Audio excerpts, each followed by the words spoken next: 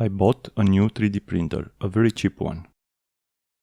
The funny thing is, about the time the printer was to come, a viewer of the channel dared me to create another non-soldering Rat9 power cell case.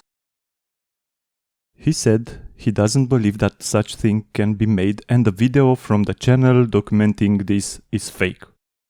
Also, he said to make 2 of them. And also, he said to send them to him if I don't use them, just to check them. I said, challenge accepted. Actually, he nicely asked me if I can make 2 cases for him, and I accepted. What better test prints than something I created? Do you want to see how the things went with the assembly of the printer and the first test prints? Stick around. My name is Edward, and I tinker with things.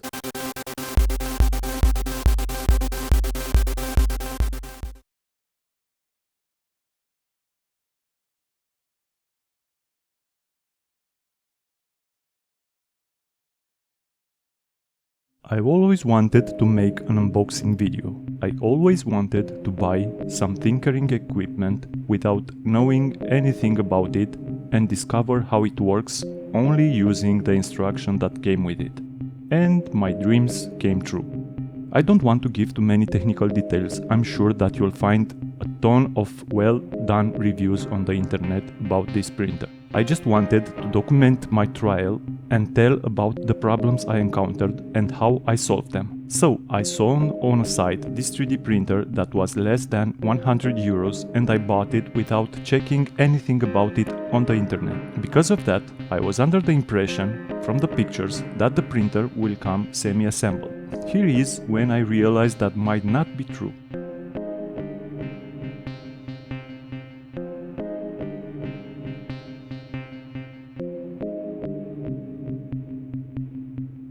And here is when I was 100% sure that this needs to be fully assembled.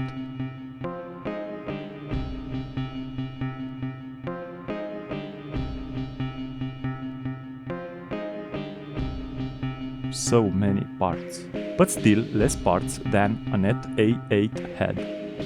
I don't know why I expected that a sub 100 euros printer to be somehow assembled. Otherwise, everything was nicely packed. Let's get to work. As said, I wanted to use only the instruction that came on SD card along with the printer. No internet. And so I did. The first thing I, let's say, didn't like too much was that the screws and the nuts were all mixed up in 2-3 zip bags.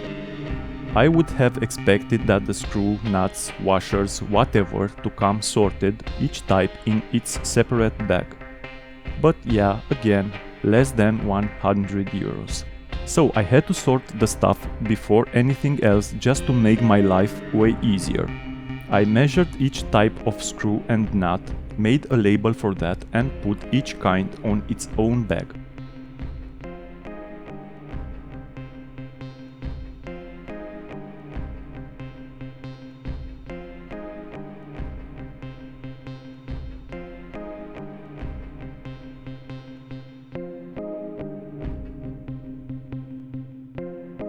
And then I really started to assemble the printer.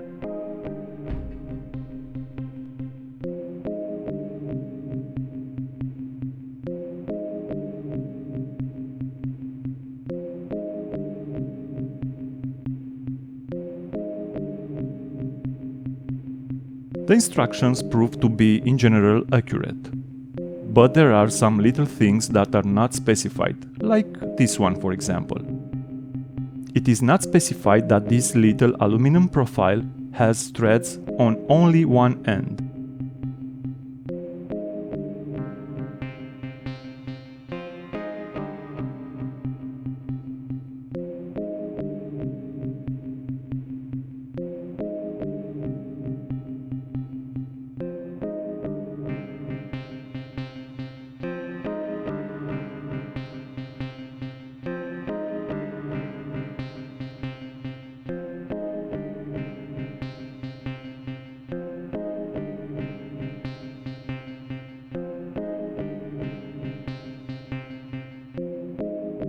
As you can see, I mounted it without knowing this.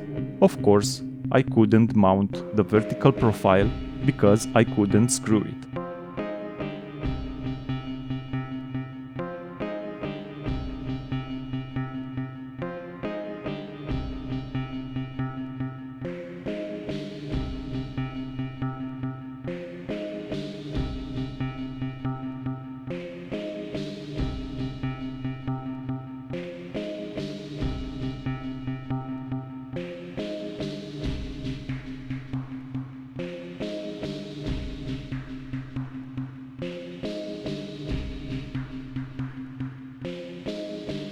And I had to take it off and put it the right way.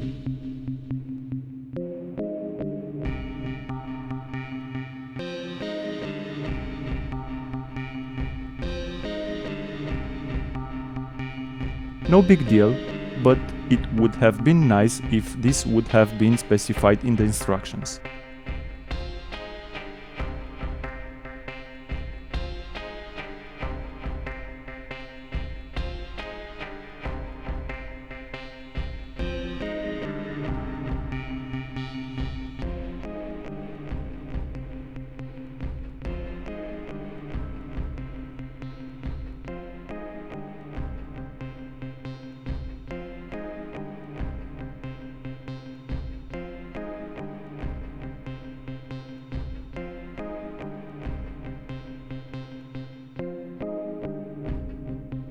I said that the instructions are fairly accurate.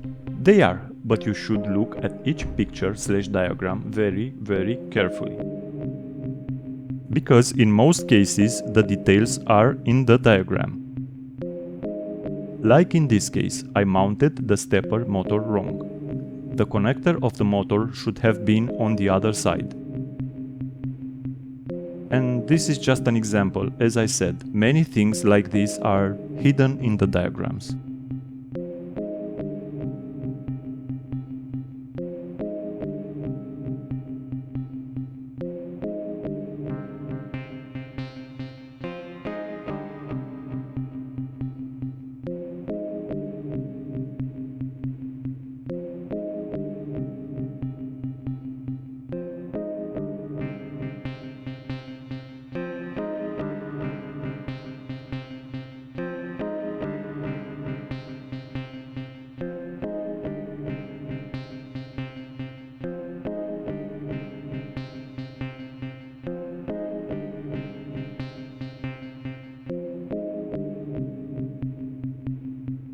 I'm here starting to mount the bed carriage.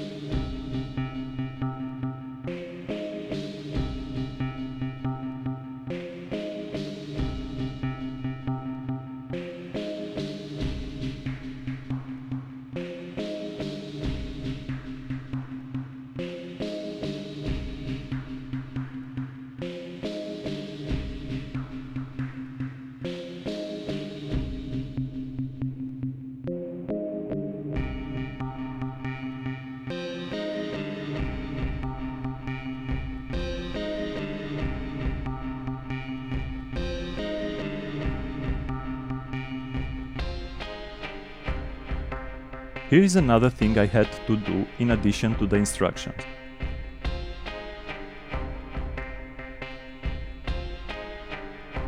This belt pulley assembly has some washers called groover washers. Those groover washers are basically a flat, normal washer that was cut along a radius and twisted a little bit. This twist is not helping here. Because of it, the ball bearing was not staying perpendicular on the axis. So I had to make the washers flat again before assemble the pulley. Another tip: for the axes that are using the belt and pulley, try to mount the pulley assembly not at the very end of the profile, but a little bit in the interior to the motor side. Because one of the roles of the pulley is to tension the belt, and when you will want to do that, you'll run out of the rail. You'll see it better when I'll mount the pulley for the X-axis.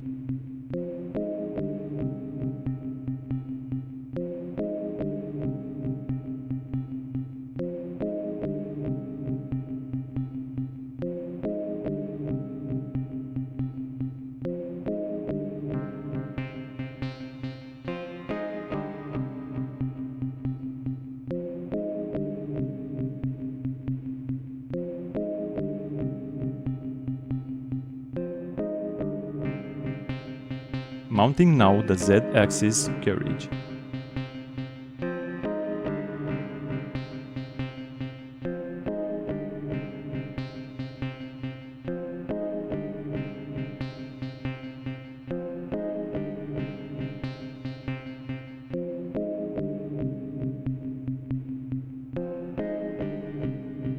Do you remember that I cut off an envelope from one of the sides of the box at the beginning of the clip? Oh well, that didn't contain the shipping documents or warranty papers as I thought.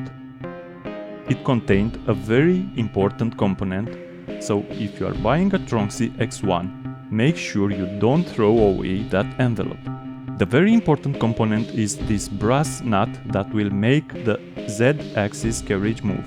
There is another brass nut that came in the box, but that's for another, much bigger in diameter, threaded rod.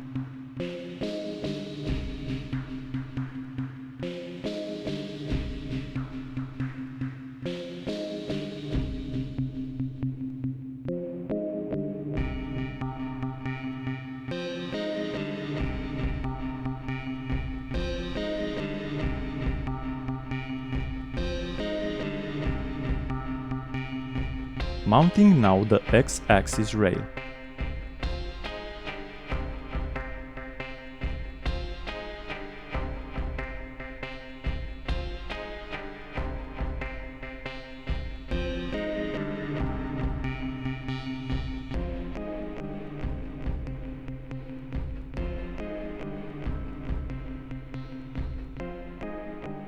And the hot end assembly.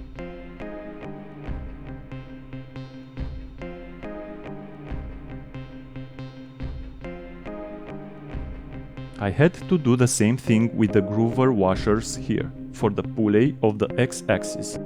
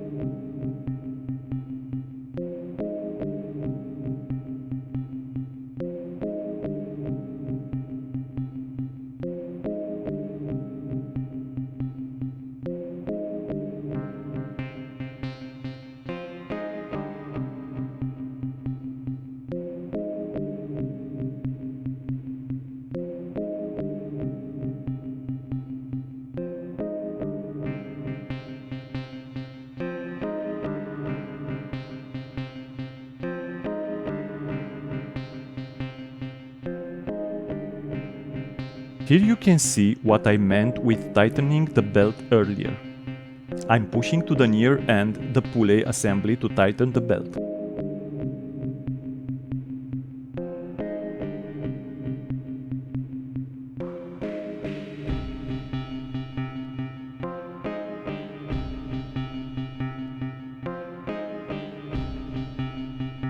I noticed that the hot end carriage was not smoothly moving along the profile. At some point it got stuck.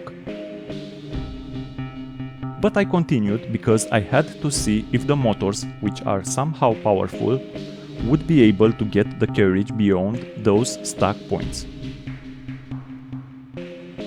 And I continued with assembling the stuff that made the Z-axis move.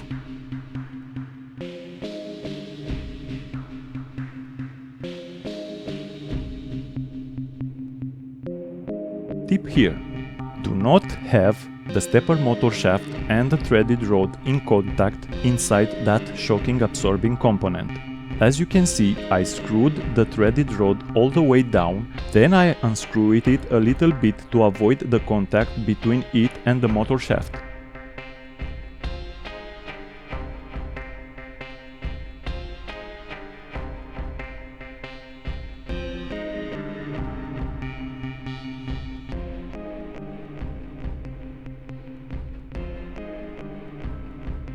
Mounting the extruder assembly.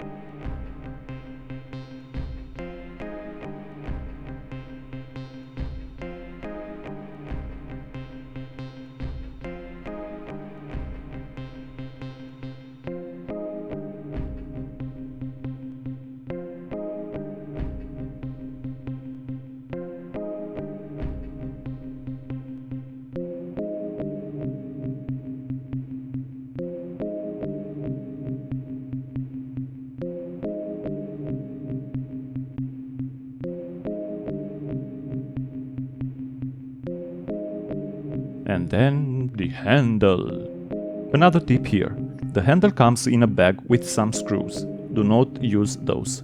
They are too long. Instead, use the screws that are mentioned in the instructions.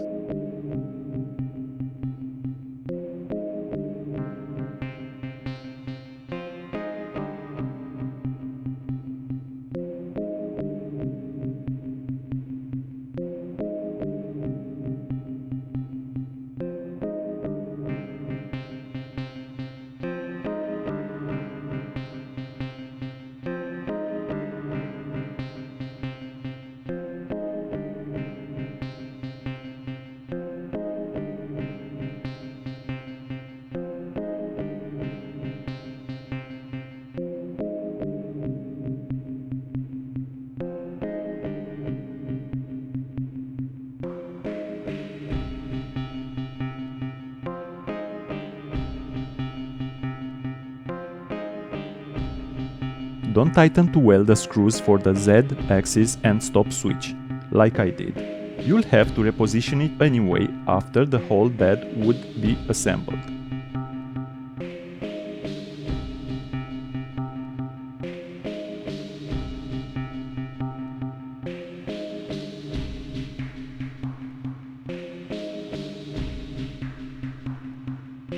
Just some details here. As you can see, the printer doesn't have a heated bed, although the board has support for this. So this means PLA only and maybe some little PET G prints.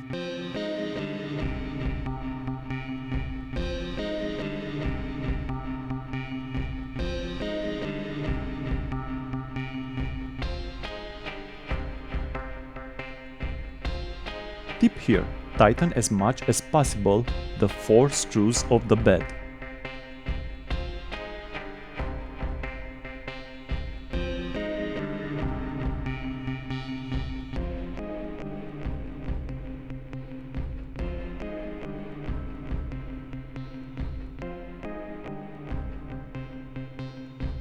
The printer is ready. At least I thought so at that point. Now let's assemble the control box. Nothing special here besides the fact that you have to take off the display and the buttons board in order to be able to peel the protective tape.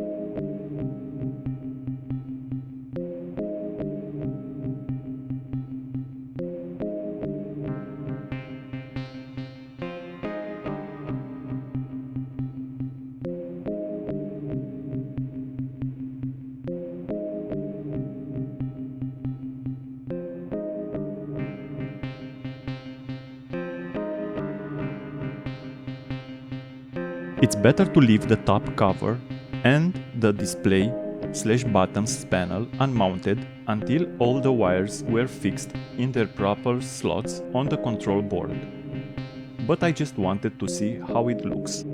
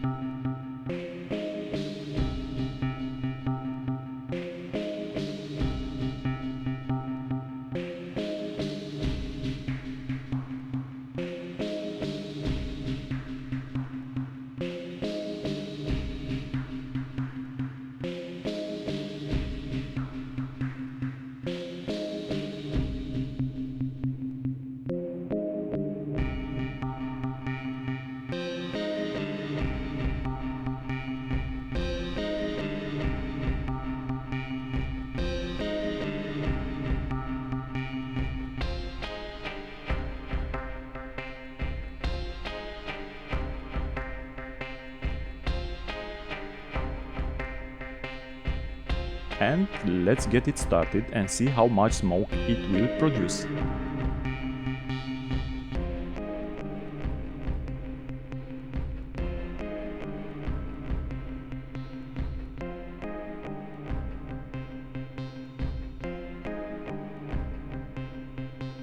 No smoke, it seems that it at least properly started.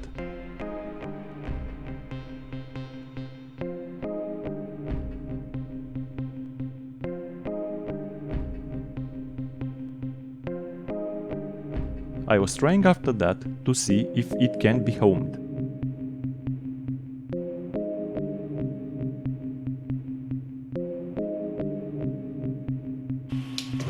X-axis failed.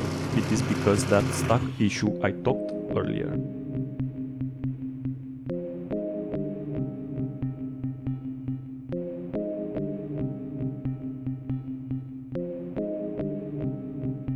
Y-axis, okay.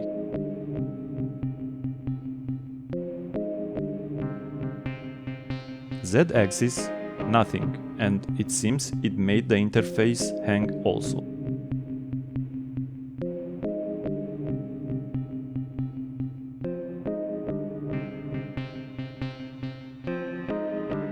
Hard reset and back to the drawing board.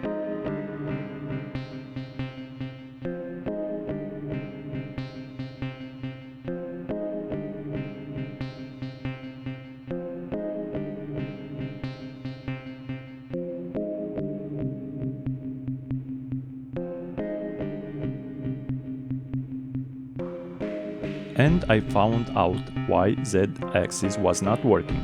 It's hard to make something that is not connected to work.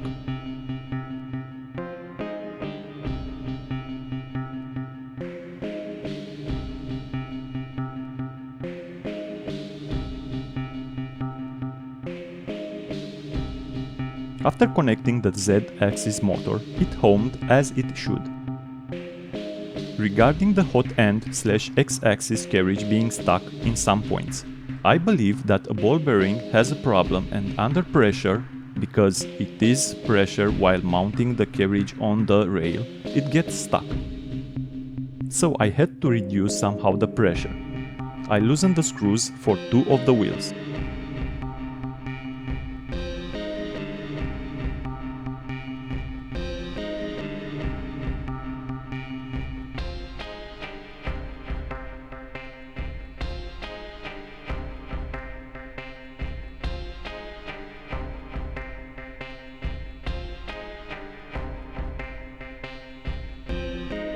It still stays securely, but now I got no stuck points.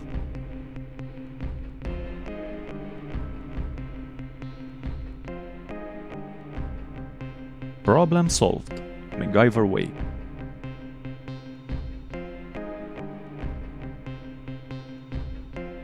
Everything is done, and I printed the cases and they are perfect first try. Yeah, right.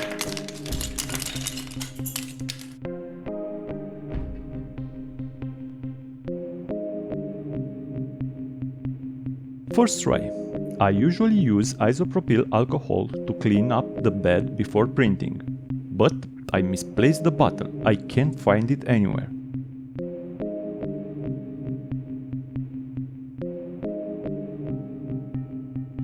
So I used another type of alcohol, sort of.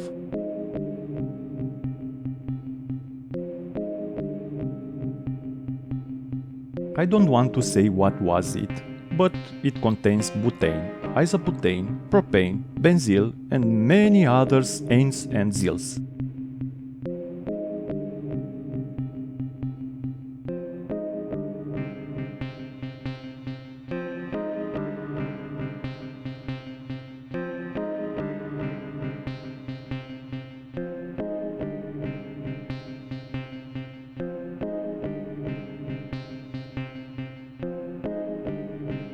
And as you can see, it performed beautifully. Not. Do not use spray deodorant instead of isopropyl alcohol. Oops, did I say that loud?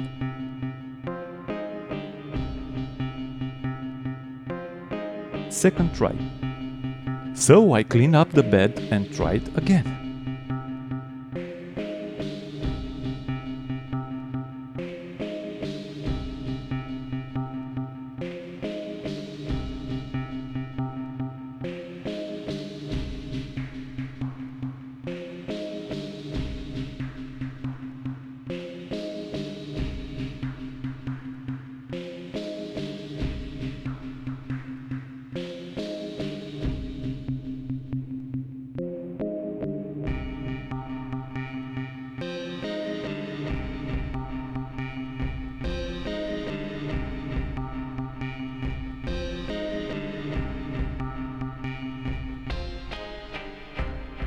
Much better adhesion now, but still not good.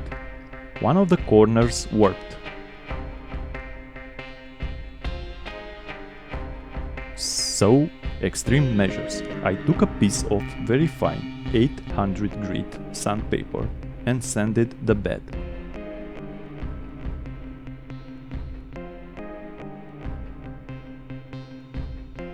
Then, cleaning the dust. Third try.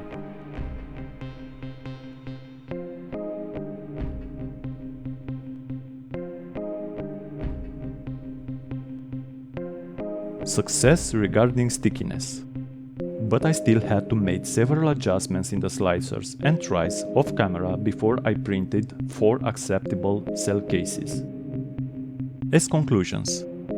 Is it worth the money I spent? I would say yes. You can do things with a tool that is under 100 euros. Is the quality of the print good? Out of the box, no, for sure. It's a kit. Kits must be tweaked before having a decent quality out of them. Is it something for a beginner? I would say definitely not.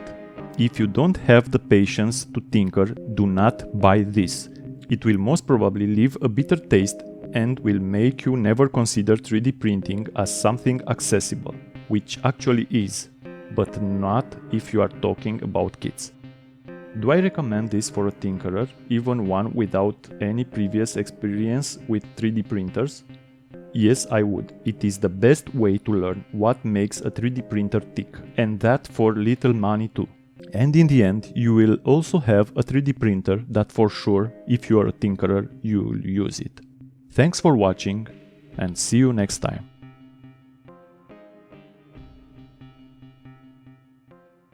It's not specified that this little aluminum profile, aluminum,